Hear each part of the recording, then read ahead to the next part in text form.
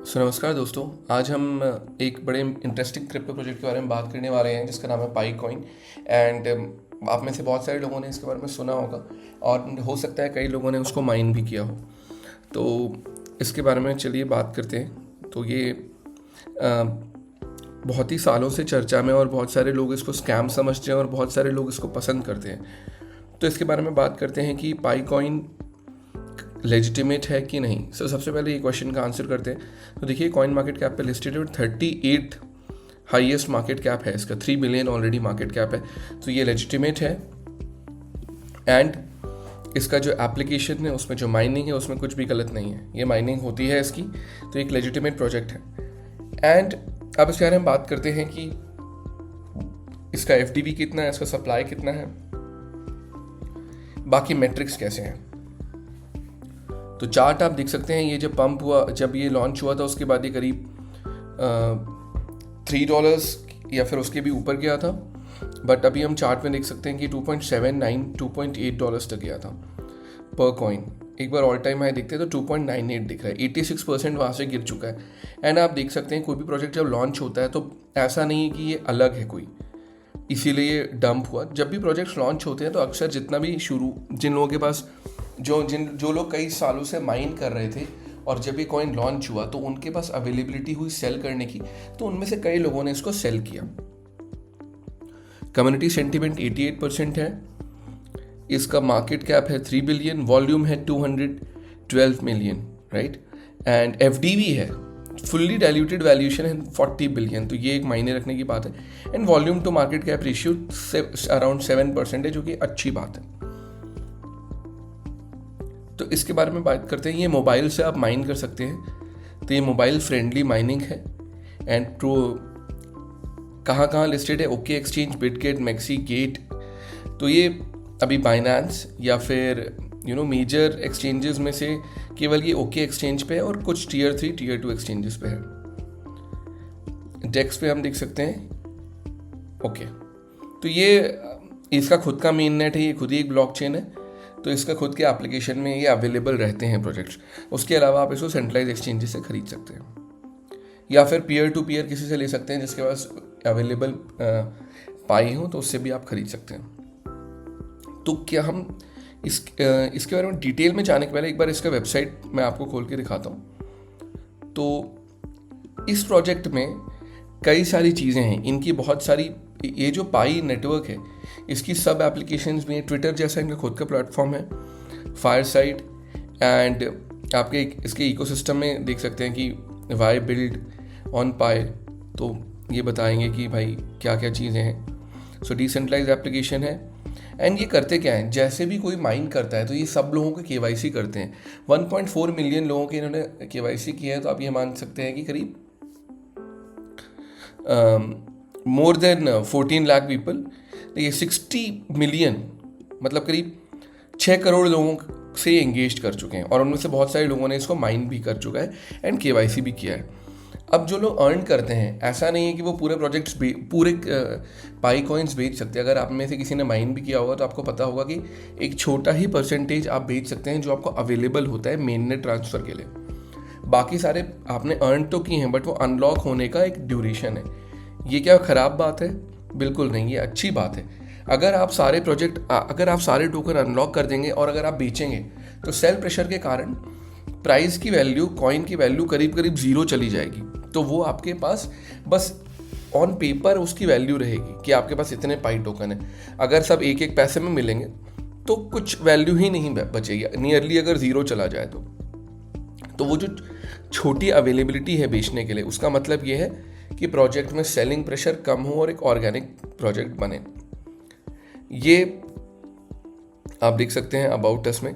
ये 2 फ्रेंड्स ने लॉन्च किया था जो स्टैनफोर्ड के थे और उन लोगों ने इसको फाउंड किया था। आप यहाँ पे देख सकते हैं, Pi founders knew they had to integrate. Stanford PhD हैं कंप्यूटर एंड सोशल साइंसेज में और निकोलस है एंड चेंग डियाब है। तो ये दोनों स्टैनफोर्ड के कलीग्स हैं एंड इन्होंने इसको फाउंड किया था। 2019 के आसपास से इसकी माइनिंग चालू है एंड इसी साल इसके मेन नेट लॉन्च हुआ है और इसके सेलिंग अलाउ की गई है। तो ये चीज़ है। इसके बाद ये SocialFi भी काम करता है, जैसे मैंने बताया ट्विटर जैसे ना खुद का अकाउंट है, और ये लोग जो आपका KYC डेटा लेते हैं उसको ये लोग यूज़ भी करते हैं, अपनी कम्युनिटी वालों से शेयर करते हैं। कुछ इश्यूज इनके अंदर ये हैं कि ये थोड़ी सी ट्रांसपेरेंसी कम है, थोड़ा सेंट्रलाइजेशन है, बट ओवरऑल प्रोजेक्ट अच्छा है। एंड एक और चीज़ है कि इसमें लिक्विडिटी जो है वो कम है, जिसके कारण क्या हो सकता है कि प्राइस में थोड़ी सी वॉलेटिलिटी रह सकती है, वो ऊपर नीचे ज़्यादा हो सकता है।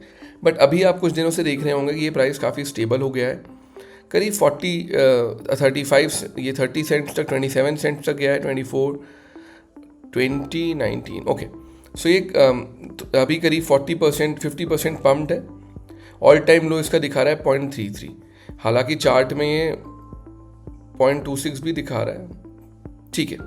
तो ये गया है 0.33, मतलब ये अभी थोड़ा सा पम्प्ड है। एंड मुझे नहीं लगता कि अगर किसी फ्रेश बंदे को एंट्री लेनी है तो एक स्मॉल एंट्री ले सकते हैं। इसका प्राइस पोटेंशियल कितना है, अगर ये 3 बिलियन का है तो अगर ये 30 बिलियन जाएगा तो ये $4 का होगा, तो मुझे लगता है ये 40 to 50 बिलियन जा सकता है।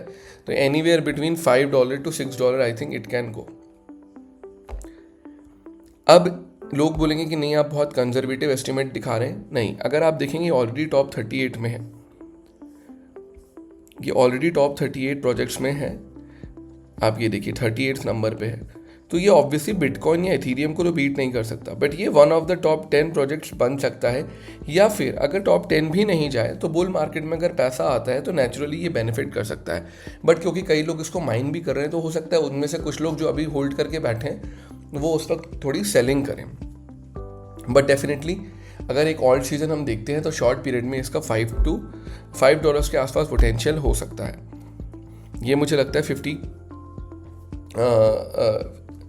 50 बिलियन तक जा सकता है। तो इसके बारे में बहुत सारी चीज़ें हैं, जैसे मैंने बताया इसका SocialFi भी है, ये एड रेवेन्यू भी जनरेट करते हैं। ये पाई नेटवर्क में इन्होंने एक 100 मिलियन का फंड भी डाला है कि 100K USD का, कि जो भी प्रोजेक्ट्स इस पर लॉन्च होंगे तो उसको ये फंडिंग करेंगे, जो भी इन पे बिल्ड करना चाहेंगे। तो इनका इकोसिस्टम एक स्ट्रॉन्ग इकोसिस्टम है। एंड आप इसके बारे में बहुत सारी चीज़ें पढ़ सकते हैं। नेटवर्क वेंचर्स क्या है, why build on Pi, KYC verified business, community, Pi node, Pi blockchain explorer. तो पाई स्कैन पे भी जाके आप देख सकते हैं कि क्या क्या चीज़ें हैं। तो मुझे लगता है कि प्रोजेक्ट अच्छा है। 65% ये पायनियर रिवॉर्ड्स पे है, माइनिंग रिवॉर्ड्स के लिए है। 20% टीम एलोकेशन है, जो थोड़ा सा ज़्यादा लगता है मुझे, बट ठीक है, अगर टीम रिस्पॉन्सिबल है तो may be that can be done.